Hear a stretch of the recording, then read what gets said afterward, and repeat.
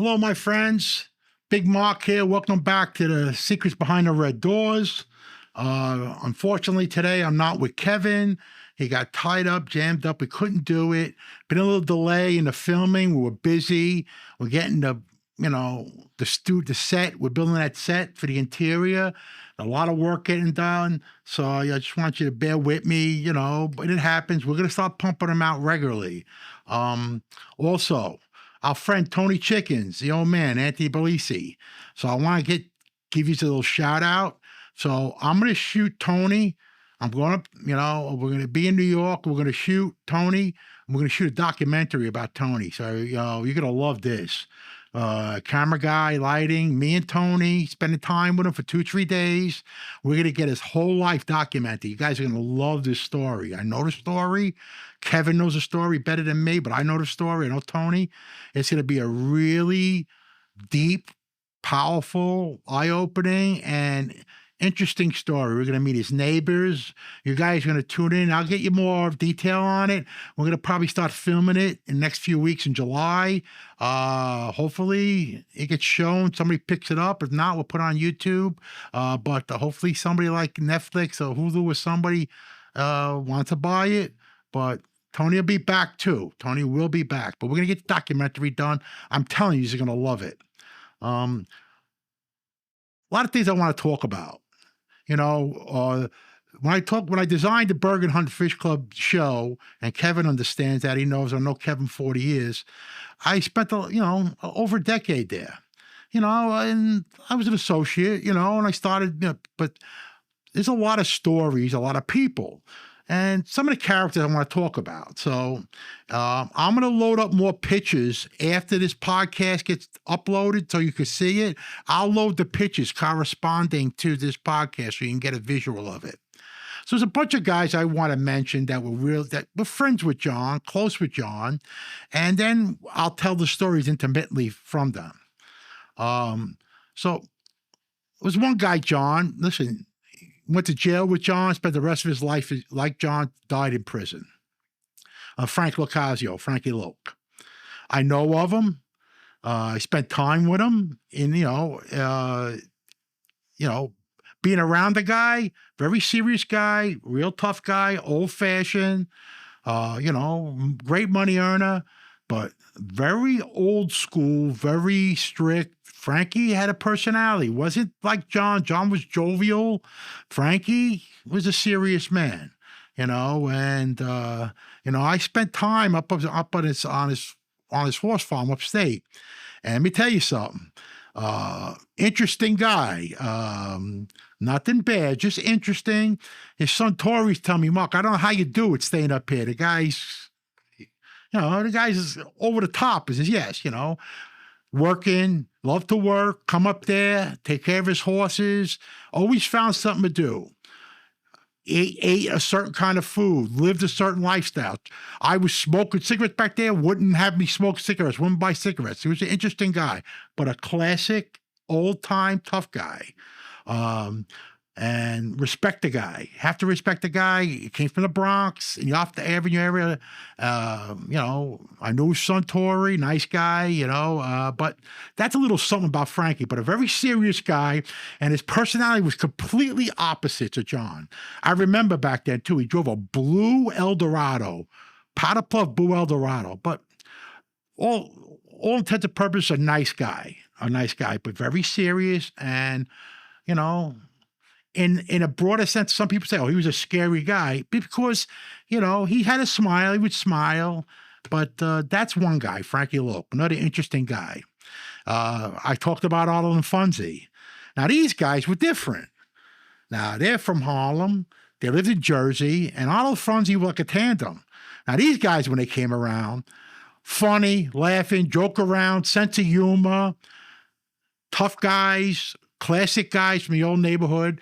But you watched all the interaction personalities with John, and this is every day in the 80s, and you picked up on each individual's personality. And Johnny was always the linchpin, like with Frankie or with Arnold and Funzie, even Joe Messina. When back then, even was Mickey Boy, even was whoever it was that came around to see him. I'll tell you stories. all these guys who I spotted come by the club who come talk to John. And this is in the early 80s, from Donnie Shacks, have a meeting with him. I even see little Vicky Musso go to meet John there, have a talk with Vic, they go for a walk. This is in the 80s, you know, this is before the Paul incident. You know, everybody functioned around here. You know, John was a vital guy, even before the press got him. And so these stories that I'm telling you, I seen firsthand. I'm nobody special, but, you know, I was a friend, you know, and I never always took into account what John said about if this is not for you, if you see something wrong, before you get involved deeply or make a mistake, be a man and do the right thing and walk away. And I did. I had to raise a son and I walked away. But I left a lot on the table, left opportunities for, who knows, growth, making money, but I did what was right for me. Some guys didn't do it, you know, but that's their choice. I can't make excuses for them. They make excuses. That's different. But John had most of John's protocol, but revolved around that life. I mean, he was close with his family, his kids, you know, was a good father. And listen, he spent time in jail. I mean, just like Gene or Angelo. Angelo had a son, Johnny Boy. God rest his soul, died young. Funny kid. Johnny was a sense of humor. I mean, you know, I remember a story. They were living in Howard Beach at the time, and I went over to the house to meet Johnny Boy, and they were watching a movie. So Angelo was sitting down in a recliner, and I forgot it was some famous movie from the 40s or 50s.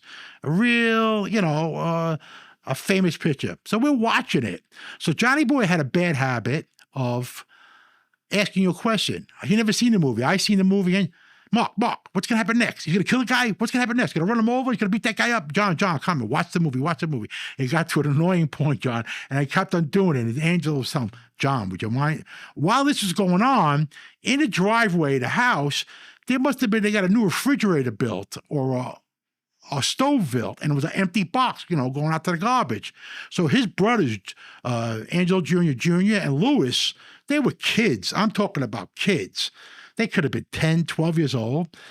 All I know is I hear yelling, stop it, yelling. They're laughing hysterical, making noise. Angelo goes, John, go see what your brother's doing. We get up to look out the side door, and one of them, I forgot which one, if it was Junior Lewis, is in the refrigerator back, and the other brother's got a butter knife, and he's punching the holes in a butter knife trying to catch him as he's running around inside the box. We stopped.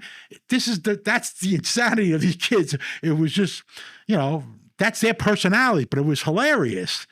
That was that house. I mean, you know, it was so, but whereas, you know, Jeannie had daughters, you know, and, you know, a couple times I went to Jeannie's house on a Sunday to visit him, get his horse bets, go to a racetrack and put his bets in for him. But all good guys. They had their own personality. So Arnold and Fonzie, I got invited by Arnold's house a couple times. Wife Marie, great lady. Cook a Sunday dinner, lasagna. I mean, and then Fonzie. Then you had serious guys. You know, Frankie was a serious guy, but you got to know him. He wasn't a bad guy. Pure old timer. You know, like they call OG, original gangster. You know, and he spent the rest of his life in prison. You know, it came, I guess. You know, came with the territory. I guess. You know, you get involved in that life to that level, but. You know, these are some of his characters. But through all this, John's charisma and sense of humor was quite intoxicating, and these guys loved it. If they didn't love it, they wouldn't come around. So I'm watching this. I'm there. I mean, for the regular guys, listen, I had pride. I did what I thought was right. And I went and raised my son. I walked away. I took John's advice and walked away because I saw went away. It was a little reckless there. It was I didn't know what was going to happen. And I moved on. But, you know, and that's it. I went to work, had a business the rest of my life. You know, so, you know, I want you to notice every story I tell you is visually really funny. There's stories about his gambling prowess, and I'm talking about prowess about losing. Horses, you know, I don't know if I told you my first bet, I must have been 19. Johnny come out to the club because kid, I was there a couple of months. You know how to bet horses? I said, I know how to bet horses. I never bet horses before. He says, listen, go up to Aqueduct. He says, Pete the Pinkerton works in the backstretch with Howie Tesha. He's got a horse, bet him. Go bet him. So the horse won, and he made me bet him. I told that story before. I won money, he won. But here's the best part about it. That turned me into a horse bettor. The first bet I ever made, I won. So now I became a horse bettor. Now I became a horse, handicapping horses just like John, just like Jeannie, just like all the rest of them. And that was, then you become a bookmaker. Or you become working as a runner. And that's how this process starts. I mean, we used to go to Richie's Club in the morning, around the corner. Richie Club was there earlier. Richie be out, his brother Richie Gotti be out there, you know, in shorts, sneakers with a tank top, getting the sun. He was always getting the sun, you know, always sitting out in the sun early in the morning. So they had a bookie in our front social club called Patty the Bookmaker. So Patty, his last name was Ciccarelli or something like that. Patty, I think Patty was 85 then. Right? He was bookmaking for 100 years. And Patty had an earpiece with a microphone, of course. He was partially deaf. So when you talk to him, say, Patty, yeah, what? And he had his little fedora on, chubby little guy. He looked like Alfred. He could pass for like, you know, Alfred Hitchcock or something. That's what he could pass for. And he walk around and yeah. I mean, you talk about a personality of pure, cut and dry. Yeah. All right, hurry up. Stop wasting time. There was nothing nice about him. He'd come in, and most of his bettors were all $2 bettors, $4 bettors. And we used to go there and bet, and you had the slips. And the slips back then were white pad, and you had the blue, you know, you used to make copies on that sheet. You used to slide between it and write your bet out. He used to take the piece, give you a copy. You used to pay him, and, you know, come back tomorrow, you get paid. And, you know, and then if you didn't like your bet, he thought you make a mistake, he'd try to screw you for it. Patty was a character, but he was a bookie for 40, 50 years. And he booked in the side. You walked in our front social club. There was a little door in the side with tables and chairs. That was his room. And he was there from pretty much by post time. Patty was out the door. So from 9 a.m., he put the programs down. He had one racing for him, and all the old workers and old times to bet. He wasn't a nice guy. You know, he wasn't a bad guy, just curt. So every once in a while, Johnny say, "Yeah, Johnny, Patty, want John? Where is he? Where's John? Where's the big shot? And if you got to put a bet in, tell him I can call it in. Yeah, all right, Pat, I'll tell him. That's where we bet our horses, and there was the characters that used to drive Patty crazy, like myself. We were young. But that was that personality. And Patty used to pay rent to Richie or whatever, to the club, for booking at it or whatever. So that's with the bookie. But in the club, you had other guys taking numbers, bookies. I mean, there was characters, Mike the Milkman. You had, you know, there was Nicky Nose. There was, you know, Charlie Deke. There was Skinny Sally used to come in. I'm mentioning all the regular guys, Skinny Sally DeVito. How about the Rockeforts, Michael and Lewis? They came around years ago. They were close around Jeannie. These are all characters that came in that club.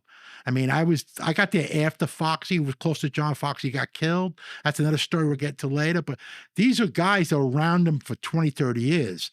And they came around for years. You know, some hung around Jackie and Pete and Jeannie, but all had a character. Skinny Sally, you know, Skinny Sally thought he was a lover boy, you know, a funny guy. He was a character. But, you know, then I mentioned Mikey Gals, there was Joey Scopo. Then later on, there was guys like Frankie the Beard, who was a number guy, a bookie came around. He was from Ridgewood. These are a long list of characters, and each one has a story. But all these characters' stories feast off John and then Jeannie, Angelo, too, but many John and Jeannie, they were the horse bet. They like to bet horses. So they were feasted. So these characters all played into that. But some of these guys go back to East New York, Pacific Street, back with John, and they carried there. And they come around. They were workers. I mean, you talk about workers. John, Jeannie, and them would get them jobs. They had the Green Bus Line. Guys want to drive a bus. They had Richie Logan's bus company. You want to go work for the bus company. Got your job at a bus company. You want a job in the restaurants, catering halls. You want a union job. You worked the local 6, Joey Scopo. I worked as a laborer. Joey got me a job working as a laborer. I remember working in Bayside, I had family members. My mother's cousin, Angelo Ferraro, worked there for 35 years, retired, so it wasn't all about that. They took care of their own. I'm not saying others didn't, but it kind of intoxicating for a guy like myself, 20 years old. So besides being tough guys and money earners, they also had this sense of the whole crew of guys had the underdog treatment. So when guys say, well, I knew, this about John, that about John, when he was the boss, when he wasn't the boss, they were still the same way. They just categorized themselves differently because now they have more responsibility. But these were still underdog guys. And I seen it. I mean, stories about playing poker. Imagine a guy playing poker with 7 regular people in the back room because nobody's around. Johnny wants to gamble. He's playing 2 to 10 poker. Now, 2 to 10 poker is a game I would play. Guys like Sonny, Charlie Brown, they would play, 2 to 10 poker. Johnny would play just because it was gambling and it was a Sunday night and nothing to do. You know what I mean? So, he didn't go to Maspeth or something, or Teddy was sick, and they play poker. And Jimmy Irish would handle it, I would help out, Pete was there, and they cut the game. And Johnny you had to be there to see it. But while this was happening, visitors would know John was in the club on a Sunday night. All these friends would come to see him, stop by. I remember there was a guy called Nicky the Greek from Astoria. I remember the old man Monk from City Line. Coming drunk, nicest guy in the world, but he was a little drunk. Where's Johnny Boy? Where is he? Give him a hug and a kiss. And the affection for him.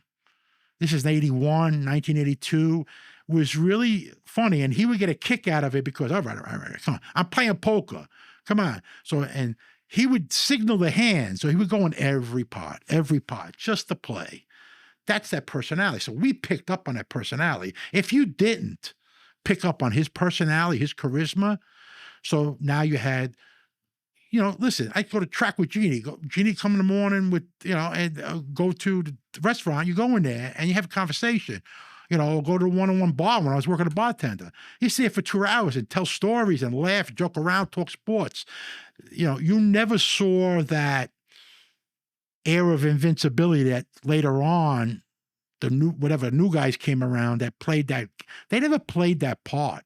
They were still, street urchins, they were still underdogs. They were still, and, until you see that and then you understand his personality, let's be honest, the people talk about, well, he was out there in the, TV, Newsland, and the photos. So he didn't do that. Was he going to hide? He wasn't going to hide. Some guys hid, some guys didn't. There's a lot of guys out there. But, you go back to the 60s, there's guys that were on talk shows. Now, let's be honest, Joe Bananas, Joe Columbus, they were on talk shows in the 70s. So, that's our personality. So when me and Kevin talk affectionately about John and his brothers, it's only because you experience them in different ways. Somebody could tell you stories about I heard or he told me. That one incident, a twice incident, doesn't compare when you see a guy every day and you see his actions. So like Frankie adored John. He was there every Wednesday. They talked on Saturdays. Sometimes he came on Saturdays. Arnold and Funzy, Joe Messina, all these guys, they came around. I mean, I remember DB in the daytime, Robert DiBernardo coming to see John. What happened there, I don't know, way above my pay grade, but these are things you don't realize. I mean, Frankie Chico was in jail with Johnny a lot. They were very close. His brothers, his uncle, his brother, Butterass, Georgie, all nice personal guys, but these all elevated, they all attracted around John. And so as kids, if you hung out in that club every day, you heard stories about the street life, but the minute stories, but the, interesting ones. You heard history stories, from the 50s and 60s when they were kids. John telling that story, abandoned car in Brownsville. They were taking book action out of an abandoned car. I heard that story from him. I looked up abandoned car. You know, in Queens in the 80s, you had abandoned car. The sanitation picked up in 3 days, took it away. But it was a different life, you know. He told a story about him working in the garment district. You know, got a job there working in the garment district, loaded trucks. That didn't last so long with him, but you know, there was different opportunities there, and they took them. You know, Pete went to sanitation. You know, and but you know, it's if I could tell you when guys ask me, well, these guys that came in the club, they have jobs. A lot of guys did, construction jobs, union jobs. Some had city jobs. I mean, it was just that lifestyle. They grew up around it.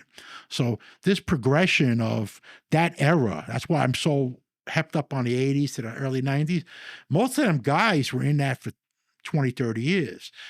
Kevin tells a story about Kevin's life. I mean, you know, orphan, had a rough childhood. Kevin attracted to that life because he felt like he belonged to something. We belonged back then. You felt like you belonged to something, and John and then made you feel part of something. He never excluded you. Like funny thing, if he was having a meeting, somebody came to see him, even from from a different neighborhood, some important guy came to see him. John would take a walk with him. They go talk. And then, but he also would introduce everybody to him, would say hello. Everybody shake. It was very personal. Shake hands with the guy. I remember kissing everybody hello. It was shaking hands. This is so and so. He wanted, and if he introduced you, that means he respected you for either your brains or you knew you were, had a stand. You were stand up or you were a tough guy, and everybody get introduced.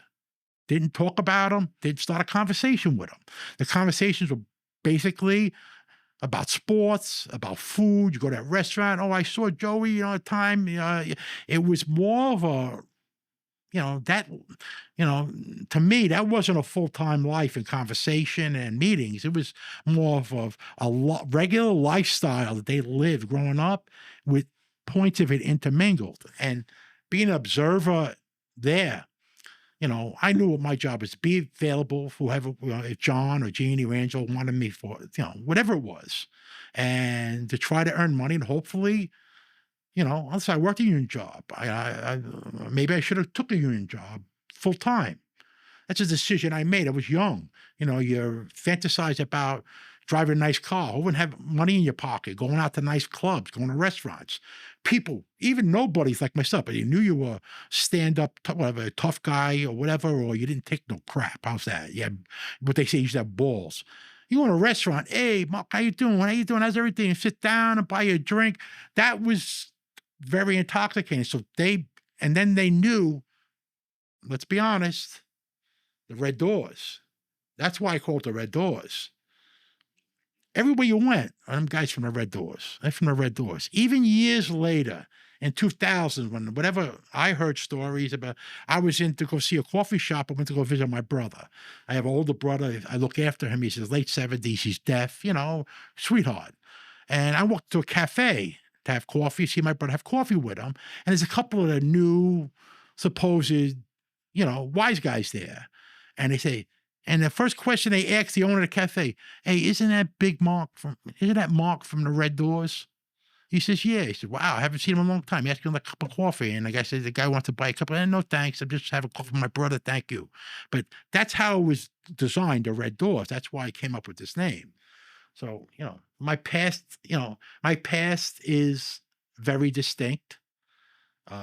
I always controlled where I was going to go in life. One thing about I consider myself intelligent, and and I took to heart what John said. That old statement, I never forget it. This is not for you. Before you get deeper involved and you can get in trouble or get somebody hurt, if it's not for you and you want to go walk away, you could still be a friend and hang around, come around the holidays, whatever, have a drink, meet. That's fine, he says, but walk away. Tell us the reason why. Go to job, legitimate job. We'll respect you for that. And that's the problem with that street life. A lot of guys thought they could never do that. But if they realized, if you're, my concept of a man is stand up for your convictions. If you can't do the time or can't do the trouble, walk away. And a lot of guys couldn't. And they got in situations where they became, informants or whatever, or, for the government. That's their choice. I'm not going to mention who. You all know him. It's been in the press for years. But think about if John was alive and some of the people he knew who were informants, how he would feel. A man of his structure and icon. You're my friend, or you are my friend, or and this is what you do. And while I'm doing this, you'll do that. I don't want to talk to you. He'd feel disgusted.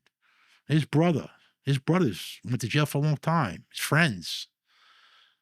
So, if you want to justify you're not, being a friend of his, the last thing you want to do is to turn your back at his ideals or his ideals, his vision. So, I respect the guy for living his life and his journey. But you want mutual respect. You want to hope that he thought of you as a good guy, tough kid, smart. He did what he thought was right for his family. You know what I mean? Never disrespected us. Never, and he did the right thing. When you want somebody talked about you, that's what growing up around, in the 20s around John or Gene, you want to say, good guy, did what he wanted to do. He's leaving his life, never hurt anybody, stand-up guy, smart guy. I wish him the best. That's what it's about. So, when people see this show, I'm telling you that we're almost done building this set. And when you see this show and how we're setting it up, it's going to change everything. You're going to have some eye-opening stories. I try to tell you every story. I got hundreds of them, but the reason is I want the eye-opening stories, the big bombs. I want them to be there because we're going to have other people on the set. So we're going to make them more realistic, and you're going to have, how would I say, reenactment styles that me and Kevin are there. We're going to have Tony. God bless him. We're gonna show you a more detailed version of, and you're gonna get some interesting stuff. And the stories, I promise you're gonna be part of it. Your decisions, my viewers, hopefully the new viewers. You share it, subscribe. It helps. Anything helps. I'm trying to entertain you guys with stories, but this structure we're doing with the Red Doors is going to be something that you're going to enjoy seeing. And I promise you, there's going to be dozens of stories that you didn't know about that are going to make you shake your head. And I want you, the viewers, the public opinion, to make a statement. Not the other YouTube guys. To me, they don't matter. That's their life. Go enjoy yourself, whatever it is. What matters to me is you guys get the truth, not just from me, from everybody. You deserve it. So when I do this show, when we do this from the studio set of the Bergen, the interior of the Bergen, that's when the stories explode. Kevin's chomping at the bit too. I am too. But I think if you see into interactions, you're going to enjoy it better. And then you're going to have the opportunity to make a judgment call on the stories and find out things you've never heard before. And I'm not talking about funny stories, serious stories too. Little intricate stories that me and Kevin can't answer, but we have the questions, we have the designs of them. And we're going to need your opinions to tell us, what do you think of the story? What's your opinion of the answer to this story? Because I don't have the answers.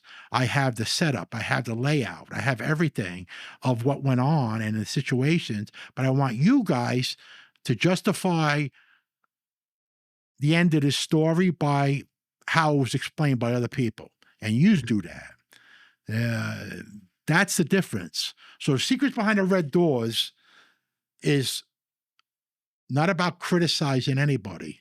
But I think everybody who follows this genre, listen, I know Kevin 40 years. Kevin's a tough guy. Been a lot of years in jail and on the streets. But another guy, half Irish, half Italian, the greatest guy I know. If I call, I could call Kevin. Oh, Kevin, I need help. Changing the spark plug to the car. He says, when you want to do it. That's Kevin. You don't have to. That's just your personality. It's like me, Kevin, call me Muck. I need a hand. You come meet me. I'm an hour away. I'm gone. I'm there.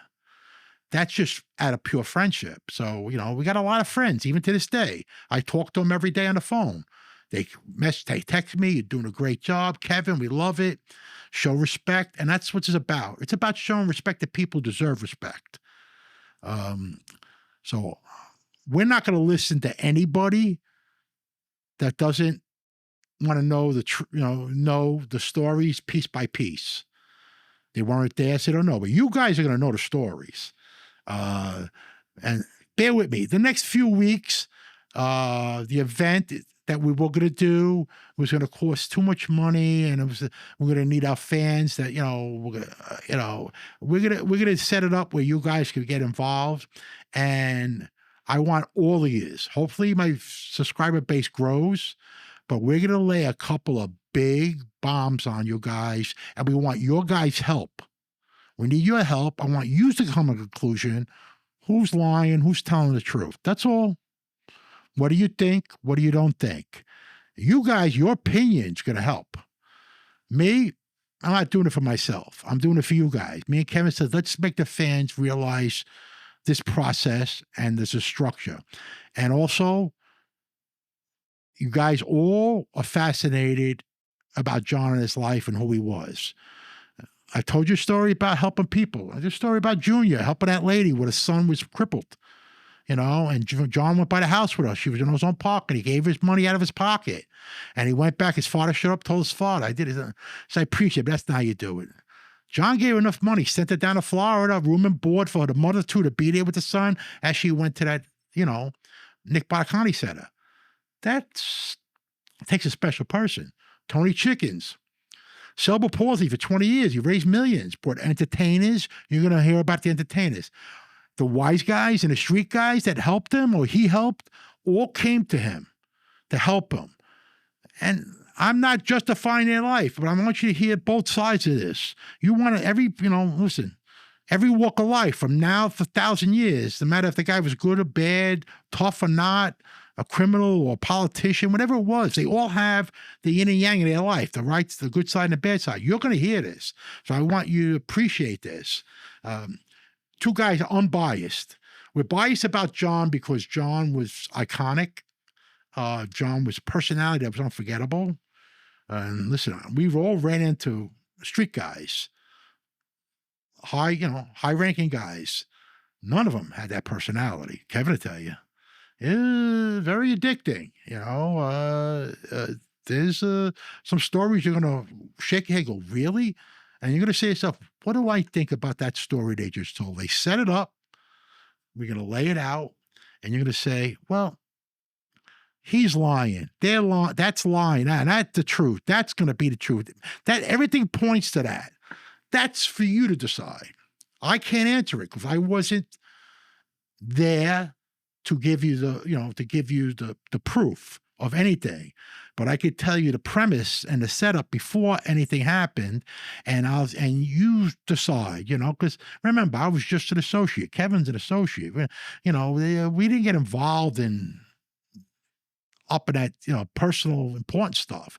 Work bookmaking, collecting money, helped out people, go fix a problem, smack a guy around, whatever it is. Hustle, swag, work. Kevin's worked, I worked. It's a different life, but if you had guts or balls or tough, they kept you around. And if you had smarts, even better.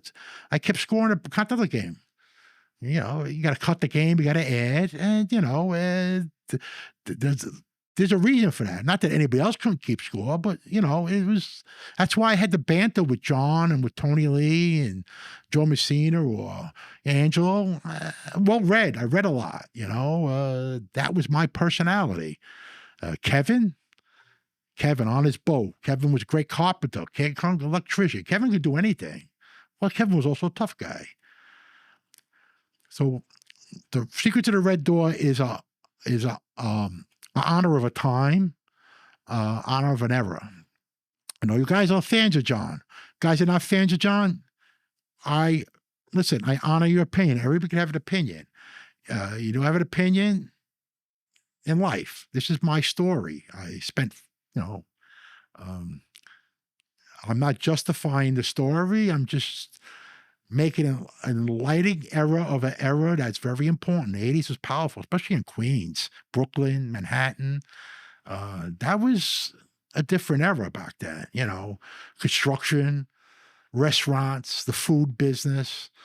Let's be honest. These guys earned money back then. A lot of money flying the streets, especially for the important guys, the vital guys, the leaders. And they spread that. There was no cheapskates. They spread that money around. They bought property. They went out to restaurants. They bought clothes. Their families. They bought new cars. It was almost, and in that circle, it fueled the economy. In 101st Avenue, this is where mob life that back then and the economy comes into play. Liquor store, Joe the Butcher, coffee shop, suit guy, grocery market, pasta store, A&S, all got the business. Howard Beach, Ragtime, the restaurants, Altadonna's, Phil Russo's, just before Russo on the Bay, Altadonna's, Phil Russo's, the pizza, Ozone Pizza, White Castle. Listen, on Saturdays, go by Dominic's, the hot dog guy by St. John's. He'd order 30, 40 hot dogs. And everybody felt this, but they spent money. So, when we walked in a joint, these people, they spent money. They weren't cheap. Now we're seeing people put it on my tab. They didn't have tabs, unless you were Fat Bob. Fat Bob had a tab. But most of the guys, Pete, Gene, John, Joey, they spent money and they tipped. Waiters and the bartenders, you see them come in, their eyes used to light up. I mean, we used to go to Elephas in the 80s during the Son of Sam era, late 70s and 80s. We used to go to Elephas on Queens Boulevard, the hot spot, Friday night. Them bartenders, remember, Elephas, the guys who ran Elephas, Sid, there was Ray Dietrich, who was one of the owners. They were around John. Those are guys who were around John. So we got carte blanche. We didn't pay to go in. You sit at the bar, there was, there was Pete, a couple of bartenders. The money used to fly. They got tipped big. They saw us, their eyes light up. So that was a special time. Listen, not because there's a lot of rich guys in the business world. They were some of the cheapest guys in the world. Street guys were known to be extremely generous. And everybody feasted on that. So them 80s times, I don't know about now. I don't know about the 2000s. But I know in the 80s and early 90s, a lot of businesses were doing great. Some guys opened a pizzeria, expanded, opened up 2 pizzerias, 3, because they got the business, and they were loyal to their friends. If you owned a business, listen, I got to, anybody, listen, I got a bakery over here. Yeah, go to my friend Sal or Joe. We got the bakery. Go to the bird, give them the business. You want pastry? Go to Petey Ariola's. Best pastry, go to Pete. You want Italian bread in the neighborhood? Go to Rosemarie's Bakery. Very consistent. And it was consistent so the people, when you walked in there, hey, how you do? Maybe you got better service. They were just something. It doesn't matter. For that little acknowledgement that you were special, you didn't mind. So the money flowed. However they made it. Gambling, Shylocking, Union, however they made it. But they spread it around. Their families, new cars, they lived well, they traveled. They weren't cheap. I saw some rich guys, used to blink at you got a tab at a diner, they're giving 10%. I used to go, whoa, I used to get embarrassed for them. I got no money, but I'm adding $10 bill to a $100 tab because 10% not enough. We were bred, and they bred us to tippers, spenders. First time I ever see a guy look at a tab. I really look at a tab. Joey Scopo was like that. Funny. On Friday nights, he used to go to Villa Russo's for dinner. Joey, Jackie, Gene, Frankie, sometimes Tommy or Billy Victor. And it was Friday, you're sitting aside and had dinner. Joey Russo was a sweetheart. And I went to one night, they came, come on, want to go to dinner? Come with us. And we sit at dinner and eating, and I'm enjoying the meal. Food was great. I got married in the villa, around the corner, in the palazzo. But so the tab comes, and now Joey loved Joey Scopo. Tough guy, sweetheart, but the tab comes, and this is Joey. On the tab, you're going like this, because you had the steak, right? And Jeannie's going, what are you doing? Just pay the freaking thing. Let's get out of here. He says, no, I want to make sure this, talking about the waiter or the maitre d' didn't overcharge us. She's probably ripping us off. He said, what's the difference? 10, 20. Joey wanted to read the tab, and I'm sitting there. I've never seen, I said to myself, I never seen one of you guys really itemize a tab. He says, yeah, it's Joey. Think they're robbing him. He says, think Stevie or somebody's robbing him, but not Jeannie or John or what's a tab? $80. Go in, no wallet, money peeled, and Johnny had a money clip, but you peel it off, bang, tip, throw it on, let's go, get up. Not wait for, oh, thank you, John, no problem, walk out. Not wait for accolades or say, here, this is for you, or wave it.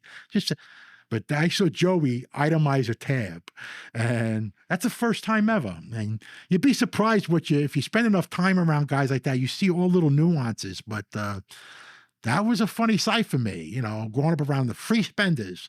So economically, these guys spent a lot of money. I mean, if you look at it, I don't think they were much savers. I mean, a lot of them went to jail. They didn't come out rich, whatever family. John lived in a modest house for a reason. He was, but it was kind of interesting to watch that lifestyle emerge. And a guy like myself, or even Kevin, would see, wow, these guys are free with their money, spending it. I want to be like that. I want people to like me and respect me. So we were what we call dirty rich. You made a score at the track for 800. I'm sitting in a restaurant and I picking up, taking a girl out or two friends, chipping it. We used to go to a club.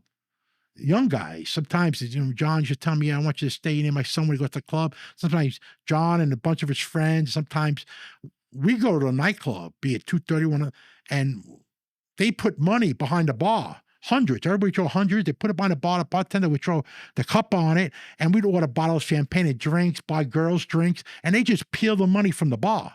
And end of the night, whatever was left, if there was a lot of money left, that's how it was. So it was, they took that from their fathers and their uncles. It was a funny sight because I didn't meet many, there was some guys who were chintzy or cheap, but more characters. We're going to talk about Mikey Gal, worst gambler I ever seen, horse better anyway, Tony Lee's brother, and I talk about Joe the Cat briefly. I worked for Joe the Cat. When they gave me a job, they went to Tony Lee. Tony Lee put me, they had a big number business out of Staten Island. Tony Lee was partners with them. And they gave me a job, wasn't much, was $350 a week cash, was a lot of money back then in the 80s. As soon as I came back from Brooklyn, and $350 cash, all I had to do was, Nunzi would drop all the numbers over. There must have been $60,000 in numbers, and I would spend after the number come out, and the number was a Brooklyn number, the end of the newspaper, the last 3 digits of the handle, and I would check for hits, and I would circle all the hits. So when they hit, so this is where we hit. And I got paid. And it took me 2 hours every day, and I got paid $350 cash in the 80s. That's a lot of money for doing nothing. Joe the Cat. So when guys say, well, John, so if you heard John yell on the phone or yell at somebody or curse him out, it doesn't mean John hated him. I mean, John was in a bad mood or something happened or a guy didn't show up or the guy was late. And John was an equal opportunity yell if something went wrong. But if something didn't go wrong, he was also your best supporter and friend and protector. So you took the good with the bad. It was, so, and Joe the Cat used to come every Wednesday, sometimes twice a week on a Saturday. I could I remember going with John to Marty's East, and Joe was there with his son. Tony Pep was there. We're hanging out, seeing a performer. Interesting guy, but Joe the Cat was one of them likable guys around the great affection, John. So I just want to put that Joe the Cat story in. I wanted to put the Frankie story in. On the next taping, I'm going to shoot you a little story about, what I thought about, Frankie the Chico and John, how they were almost 2 peas in a pod, just separate 2 peas in a pod bunch, but just a separate bunch. But they were just regular guys, They loved to gamble and they had personalities. Frankie had a personality too, always had a smile. But I'll be back. Kevin will be back next time. I promise you. The documentary I'm going to film, I'll keep you up abreast of it. I want you guys to try to subscribe, tell your friends, share the likes. Any whatever, we're doing this on our own, but we want to tell these true stories because you deserve a truth of about just that life and that era. Um, and hear it from guys who had an affection for these people. That's all. Nothing more. You guys stay well. God bless. God bless America. Support your troops and stay true to your families. See you soon. Take care.